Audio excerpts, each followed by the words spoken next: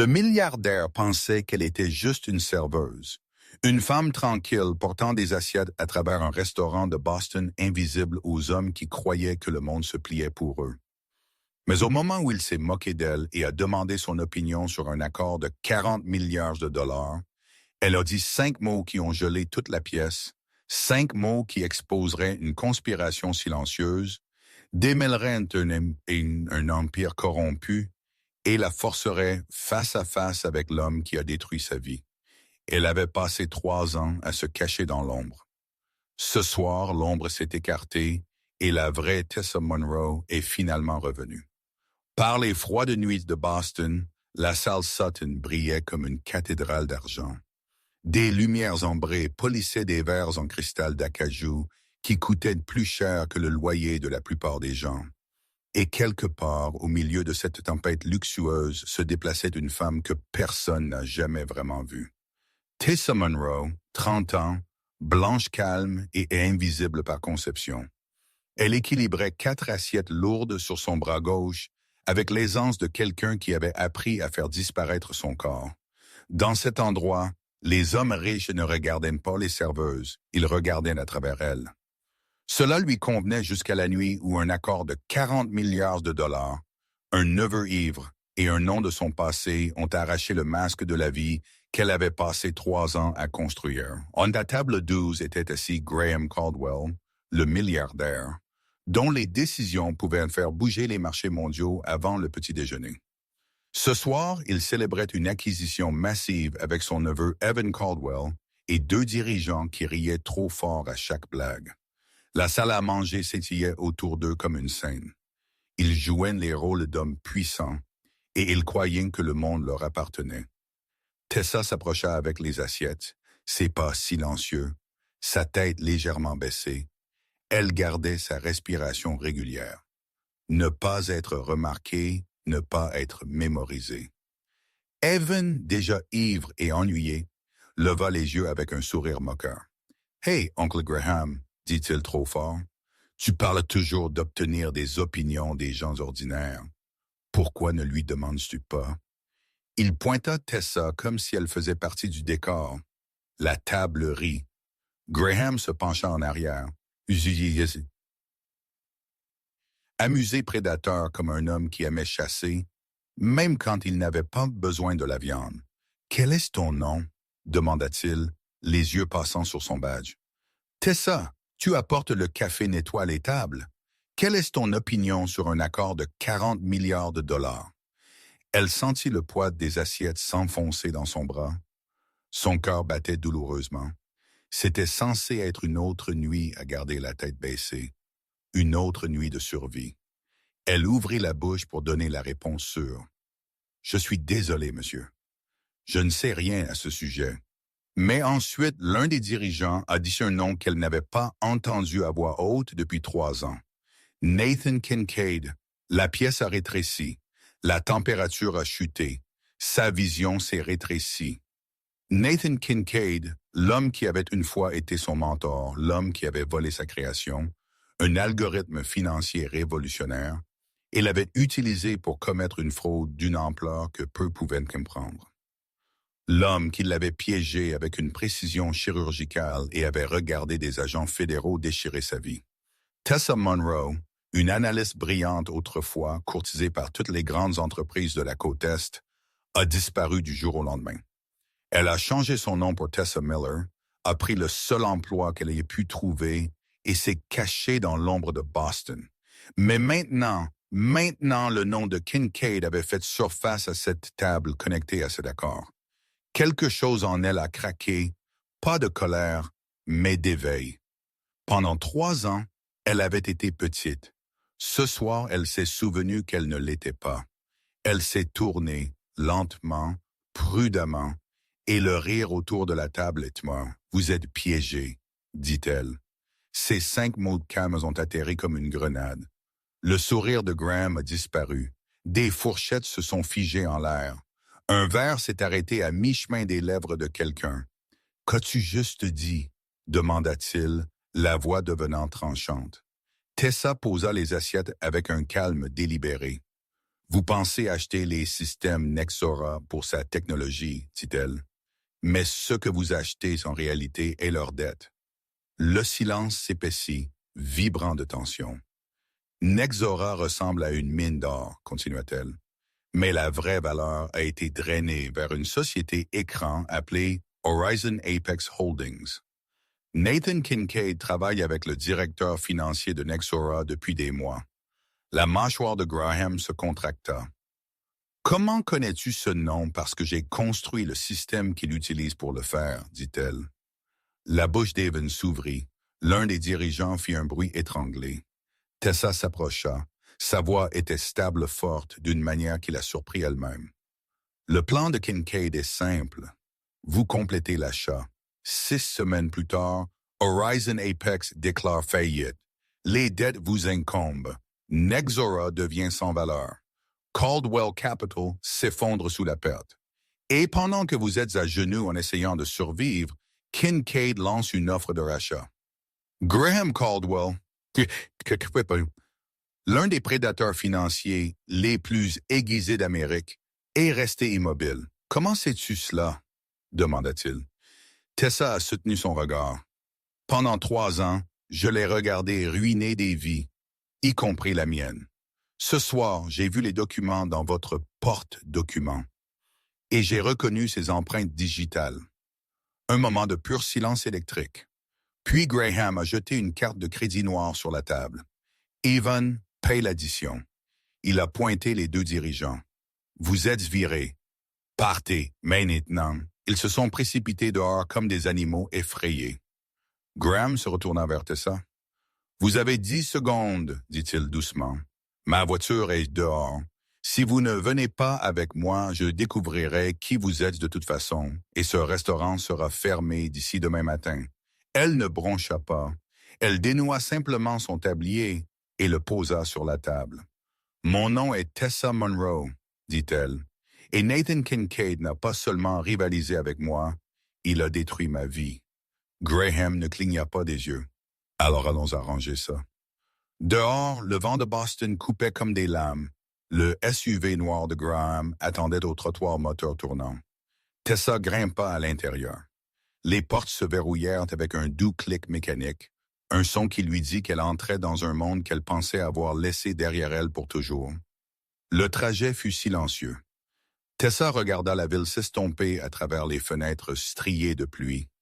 Elle se sentait petite dans son uniforme bon marché assise à l'intérieur d'une voiture qui coûtait plus que son salaire annuel entier. Mais profondément dans sa poitrine, quelque chose de longtemps enfoui s'éveilla. Ils s'arrêtèrent devant la tour Caldwell, un gratte-ciel de verre et d'acier fendant le ciel nocturne. Alors qu'ils entraient, des gardes de sécurité regardèrent son uniforme avec suspicion, mais l'expression de Graham les fit s'écarter instantanément. L'ascenseur monta étage après étage jusqu'à ce que les portes s'ouvrent sur un couloir privé. Tessa Monroe, dit Graham alors qu'il la menait dans son bureau, vous en avez dit assez pour ébranler le sol sous mes pieds. Mais si je vais vous faire confiance, j'ai besoin de savoir exactement qui vous êtes. Pour la première fois en 3 ans, elle a dit de la vérité, et quand elle a eu fini, Graham n'a dit qu'une seule phrase. Alors nous allons faire la guerre. Le dernier étage de la tour Caldwell ne ressemblait en rien au chaos élégant de la salle Sutton. C'était calme, froid et incroyablement lumineux, éclairé par des écrans affichant des paysages financiers qui pouvaient monter ou s'effondrer avec une seule décision. Tessa se tenait près de la fenêtre, toujours vêtue de son uniforme de serveuse, tandis que la ville s'étendait sous elle comme un mensonge scintillant. Elle se demandait combien de personnes en dessous avaient déjà réalisé à quel point le pouvoir était fragile. Graham ferma la porte du bureau derrière eux. Sa voix était calme, presque trop calme. « J'ai besoin de preuves, Tessa. Pas d'instinct, pas de peur. Des preuves. » Elle se tourna vers lui. « Vous les aurez. » Il l'étudia un long moment, essayant de décider si cette femme aux mains tremblantes et au feu dans la voix était une menace ou un salut. Finalement, il dit « Alors, suivez-moi. » Ils prirent un ascenseur privé jusqu'au 78e étage, le cœur battant de Caldwell Capital Partners. La porte s'ouvrit pour révéler un immense centre de données rempli de rangées d'analystes, d'écrans et de serveurs vrombissants. Les conversations se sont éteintes au moment où Graham est entré dans la pièce. Chaque tête s'est levée, chaque chaise est restée immobile. Derrière l'épaule de Tessa, elle entendit des murmures. Qui est-elle? Pourquoi est-elle avec lui? Est-ce une serveuse? Elle garda les yeux devant. Elle avait passé des années à se faire petite pour éviter l'attention, mais maintenant chaque regard ressemblait à un test qu'elle refusait d'échouer. Graham éleva la voix. Écoutez, c'est Tessa Monroe. Elle est ici sous mon autorité. Elle recevra un accès complet à tous les fichiers des systèmes Nexora. Si quelqu'un a un problème avec cela, il peut me parler directement. Halètement, regard choqué. Quelques analystes ont échangé des regards d'incrédulité. Puis une femme en costume bleu marine impeccablement taillé se leva. Son expression était sculptée dans la glace. Graham, dit-elle avec respect, c'est très irrégulier. Nous avons déjà vérifié l'accord Nexora. Mon équipe et moi l'avons approuvé. Publiquement, Tessa n'avait pas besoin d'une introduction pour savoir qui elle était. Lauren Briggs, directrice de la gestion des risques, la seule personne dans cette tour capable de porter des drapeaux rouges sans laisser d'empreinte digitale. Graham garda son ton égal. Lauren, je fais confiance à votre travail, mais c'est nécessaire. Les yeux de Lauren s'aiguisèrent. Nécessaire ou imprudent. Tessa s'avança avant de pouvoir s'arrêter. Si l'accord est propre, vous devriez être excité de me laisser regarder. Lauren se tourna lentement comme quelqu'un pivotant vers un son qu'ils étaient certains de trouver ennuyeux. « Et vous êtes Tessa, dit-elle. La personne qui est sur le point de montrer à Graham pourquoi son entreprise est en danger. Une onde de tension se répandit dans la pièce. Les lèvres de Lauren se retroussèrent, mais elle ne fit aucun mouvement pour bloquer Tessa alors qu'elle s'approchait d'un poste de travail vide. Graham regarda, les bras croisés, Tessa s'asseoir et poser ses doigts sur le clavier. Cela faisait des années qu'elle n'avait pas touché un système d'exploitation financier de haut niveau, mais la mémoire musculaire revint instantanément. Ses mains bougèrent vite, déverrouillant des menus et accédant à des structures de code sans hésitation. Lauren a souri. L'accès invité ne vous mènera pas loin. Il a fallu 28 secondes à Tessa pour outrepasser la limitation. L'écran s'est rempli de fichiers cryptés, d'audits internes, d'évaluations confidentielles. Des halètements ont retenti derrière elle. Le sourire de Lauren s'est brisé. Tessa ne prit pas la peine de lever les yeux. « Café », dit-elle doucement, « noir, et apportez-moi les relevés financiers originaux imprimés de Nexora, chaque version. » Pendant les 6 heures suivantes, le sol a pulsé avec un autre type d'énergie. Les analystes ont fait semblant de travailler, mais ont plutôt regardé la femme en uniforme bon marché déchirer leurs données comme si elle avait construit elle-même tout le système. Elle a tracé l'argent circulant à travers des comptes offshore. Elle a comparé les eurodatages et les attributions. Elle a tiré des images satellites des installations de fabrication de Nexor en Asie, puis les a recoupées avec des déclarations fiscales qui impliquaient des opérations complètes. La vérité était brutale. Les bâtiments étaient des entrepôts vides. Leurs brevets étaient sans valeur. Leurs évaluations étaient de la fiction. Et sous chaque mensonge, elle a trouvé la même signature, la même structure, la même chorégraphie algorithmique qu'elle avait autrefois conçue de ses propres mains. Nathan Kincaid avait utilisé sa création encore une fois, seulement plus grande, plus audacieuse et plus cruelle. Mais une chose manquait, le fichier crypté final. Celui qui lirait tout ensemble si étroitement que personne, pas même Kincaid lui-même, ne pourrait s'échapper. Elle sentit un nœud se serrer dans sa poitrine alors qu'elle fixait l'écran. Le cryptage n'était pas juste complexe. Il était personnel, biométrique. Il fallait quelqu'un à l'intérieur de l'entreprise pour l'ouvrir. Lauren est revenue et s'est tenue à côté de son bureau, les bras croisés. « Problème ?» demanda-t-elle. Tessa s'est penchée en arrière, épuisée mais perçante. Pas de problème, juste un schéma. Et quel schéma serait-ce, dit Lauren. Tessa a étudié son visage un long moment. Puis elle a regardé à travers la pièce Mark Delaney, le directeur financier, qui faisait semblant de ne pas les regarder. Vous deux avez travaillé très étroitement sur l'accord Nexora, n'est-ce pas? Dit Tessa. Lauren se raidit. Bien sûr que oui, c'est notre travail. Intéressant, répondit Tessa doucement. Parce que pendant que je cherchais les fichiers de Nexora, j'ai trouvé quelque chose que je ne cherchais pas. Virement bancaire mensuel, même montant, même date, pour les 6 derniers mois. La confiance de Lauren a flanché juste légèrement et Tessa a continué. Ils viennent tous d'une société appelée Bluecrest Digital LLC. La gorge de Lauren a tressailli. Chose amusante, dit Tessa, le numéro de routage correspond à votre banque de paye. Le silence s'est répandu comme de la fumée. Sa voix a baissé. Vous n'êtes pas seulement en train d'analyser l'accord Nexora, Lauren. Vous êtes la clé pour déverrouiller le fichier qui prouve toute la conspiration. Le visage de Lauren s'est vidé de couleur. C'est absurde. J'appelle la sécurité. Tessa ne cligna pas des yeux. Allez-y. Mais j'ai déjà déplacé chaque centime de Bluecrest vers un compte séquestre contrôlé par la CCI. Si vous fuyez, vous perdez tout. Si vous restez, vous déverrouillez le fichier. Votre choix. Chaque analyste a regardé fixement. Mark avait l'air malade. Graham regardait comme quelqu'un assistant à un bâtiment prendre feu. La mâchoire de Lauren tremblait. Elle se dirigea vers son poste, pressa son pouce sur le scanner biométrique, tapa une longue chaîne de caractères. Un nouveau dossier apparut sur l'écran de Tessa. Projet Troyen, elle l'ouvrit. Son souffle se coupa. C'était pire que tout ce qu'elle avait imaginé. Faux brevets, rapports de R&D fabriqués, réseau de dettes cachées, fraude internationale à un niveau qui pourrait faire tomber les marchés.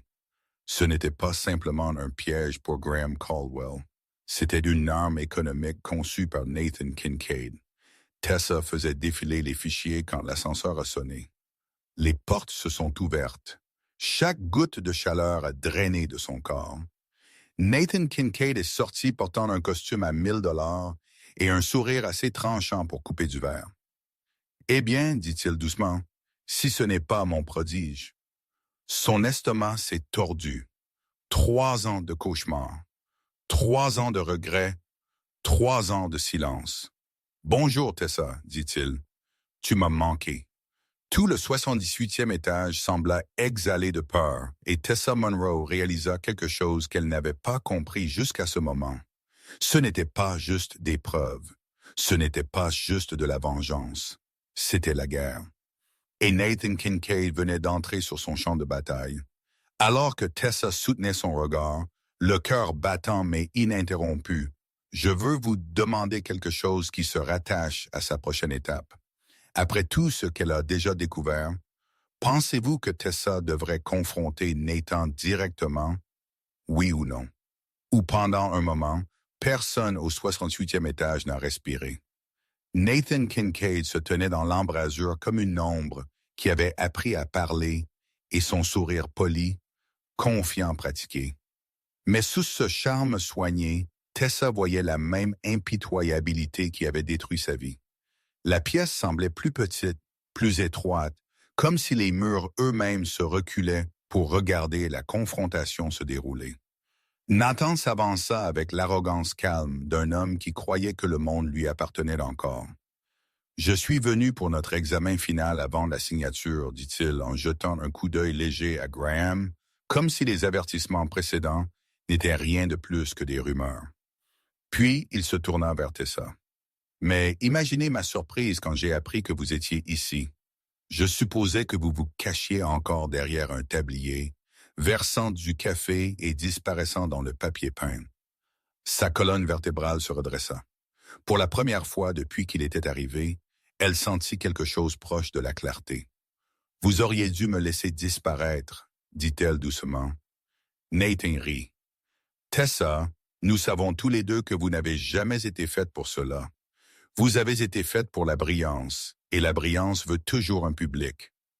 Graham s'interposa entre eux. Kincaid, c'est fini. Oh, Graham, répondit Nathan, secouant la tête. Vous êtes trop intelligent pour être si crédule. Elle vous manipule.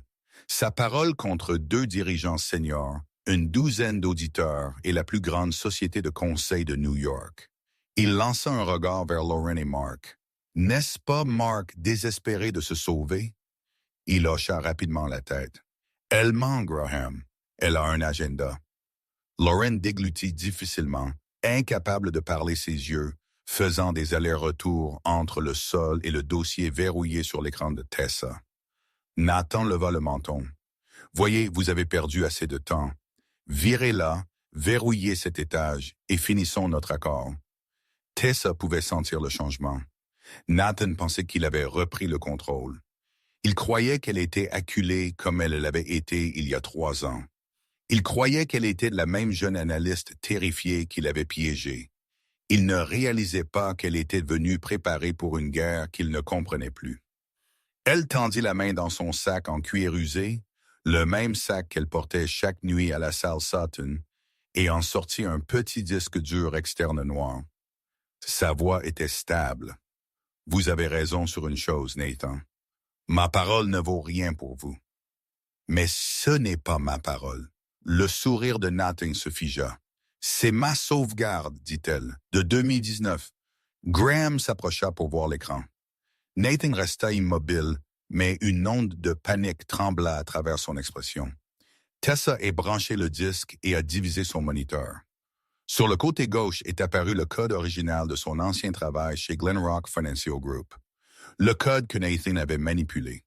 Le code qu'il avait utilisé pour voler des millions puis la piéger. Le code qu'il insistait n'avait jamais existé du tout. À droite, les fichiers que Lauren venait de déverrouiller. Plus nouveaux, plus grands, enveloppés dans une armure numérique. Mais le squelette était le même. Ligne par ligne, fonction par fonction, schéma par schéma. Elle n'eut pas à dire un mot. Chaque analyste dans la pièce le vit. Chaque menace de fraude, chaque algorithme volé, chaque mensonge. La voix de Nathan se brisa. Ce n'est pas admissible. C'est des données volées. Vous me l'avez volé en premier, répondit Tessa. Graham regarda les 2 fichiers côte à côte. Son visage se durcit. C'est fini. La panique a brisé le sang-froid de Nathan. Il s'est jeté non pas sur Graham, mais sur Tessa. Ses mains se sont tendues, le désespoir l'aveuglant. « Tu as tout ruiné !» a-t-il crié. « Tu ne t'en sortiras plus. » Il ne l'a jamais atteinte. L'un des agents de sécurité de Graham l'a intercepté, le poussant au sol avec une force d'entraînement. La pièce éclata, un mouvement d'analyste, reculant certains, attrapant d'autres, chuchotant alors que la sécurité clouait Nathan au sol. Tessa resta figée, regardant l'homme qui avait effacé sa vie, gisant impuissant et vaincu sur le tapis. Le monde semblait étrangement silencieux. Graham s'approcha d'elle. « Vous l'avez fait, » dit-il doucement. « Vous nous avez tous sauvés. » Son souffle se relâcha finalement. Elle ne se sentit pas triomphante. Elle se sentit vidée comme si quelqu'un avait versé le poids qu'elle avait porté pendant des années, jusqu'à ce qu'il ne reste rien d'autre que l'épuisement et la vérité. Les semaines suivantes ont ressemblé à un mouvement à travers une tempête qui a finalement éclaté. Nathan a été arrêté pour des accusations si nombreuses que l'acte d'accusation remplissait 2 épais dossiers. Lauren et Mark ont été escortés hors de la tour par des agents fédéraux. L'accord Nexora s'est effondré instantanément, envoyant des ondes de choc à travers la presse financière. Des journalistes ont envahi le palais de justice. Ils l'ont appelé la montée de l'analyste oublié. Ils l'ont appelé la serveuse qui a renversé la vapeur. Ils l'ont appelé la rédemption. Tessa détestait chaque titre qui essayait de la définir avec un seul moment. Elle n'était pas une serveuse qui a eu de la chance. Elle n'était pas une victime qui a riposté. Elle était une femme qui a refusé de rester brisée. Nathan Kincaid a plaidé coupable lorsqu'il a été confronté au code correspondant, au compte offshore de la société Écran et aux témoignages de ceux qu'il contrôlait autrefois. Pour un homme de son âge, 40 ans en prison fédérale, c'était une vie. Quand ce fut fini, Tessa est sortie du palais de justice dans l'air froid de Boston. Des flashs d'appareils photo ont illuminé son visage, mais elle a continué à marcher. Sa vie n'était pas derrière les microphones. C'était une tête quelque part où elle devait encore marcher. 6 mois ont passé. Caldwell Capital s'est transformé sous sa direction. Elle est devenue chef de la stratégie et pour la première fois depuis des années, elle a travaillé sans craindre que quelqu'un ne lui retire le sol sous les pieds. Elle a construit des systèmes que personne ne pouvait corrompre, pas même elle-même. Elle a conçu des audits qui attraperaient les stratagèmes bien avant qu'ils ne puissent prendre racine. Elle a rétabli la confiance dans une entreprise encore sous le choc de la trahison. Pourtant, la victoire ne ressemblait pas à un sommet. Elle ressemblait à une clairière dans une forêt où elle avait erré trop longtemps. Elle vérifiait encore tout 2 fois. Elle gardait toujours son sac près d'elle. Le traumatisme l'avait entraînée à s'attendre à un effondrement même dans les moments de calme. Une nuit, Graham l'a trouvée debout seule sur le toit privé de la tour Caldwell, regardant les lumières de Boston se refléter sur le port. Il lui tendit une tasse de café, pas de champagne. Elle sourit au geste. « Vous changez cet endroit, dit-il doucement. » Elle secoua la tête. « Non, je l'ai juste empêché de tomber. »« Et vous, demanda-t-il, tombez-vous encore ?» Elle regarda la ville. Sa ville maintenant, son monde, sa seconde chance. « Je pense, dit-elle lentement, que j'ai finalement arrêté de courir. Je pense que j'apprends à respirer à nouveau. » Ils restèrent là en silence, 2 personnes qui avaient survécu à différentes guerres, mais comprenaient la même vérité. Le pouvoir ne signifiait rien sans intégrité. La connaissance ne signifiait rien sans courage. Et la justice ne signifiait rien à moins que vous ne vous battiez pour elle vous-même. Tessa Monroe avait passé 3 ans à se cacher dans l'ombre. Maintenant, elle se tenait au sommet d'une tour construite sur des choix qu'elle avait faits. Elle avait retrouvé son nom, son but et sa voix, et elle savait une chose avec une certitude absolue, il ne la sous-estimerait plus jamais. Avant de clore ce chapitre de sa vie, je veux vous demander quelque chose qui se rapporte directement à son parcours. Croyez-vous que Tessa ait finalement reçu la justice qu'elle méritait, oui ou non? Si vous regardiez son histoire se dérouler, auriez-vous eu la force de riposter comme elle l'a fait? Où seriez-vous parti pour protéger votre cœur? Si cette fin vous a ému de quelque manière que ce soit, commentez le numéro 100 pour que je sache que vous avez ressenti sa victoire et dites-moi de quel pays vous regardez. Et si cette histoire est restée avec vous, veuillez partager la vidéo afin que plus de gens puissent vivre le voyage.